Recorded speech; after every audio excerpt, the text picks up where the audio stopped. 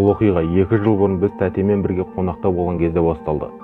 Осыдан біраз уақыт бұрын оның құрдастары апатқа ұшырап қайтыс болды. Біз оларды еске алған сайын біртүрлі нәрселер орын алатын.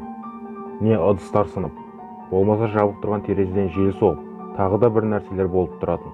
Ал түнге таман тіптен қорқынышты жайттар орын алатын. Тәтем түнгі 2-3-ке дейін ұйықтай алмай ас бөлмеде ояу отыратын. Кейінірек ол менен оларды көріп тұрсың бе деп сұрағанда денем түршігіп кетті.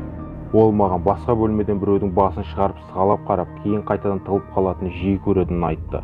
Бірде біз түнгі сағат 1-ге дейін отырып қалыппыз. Содан тәтем шамды сөндіріп ұйықтауға кетті.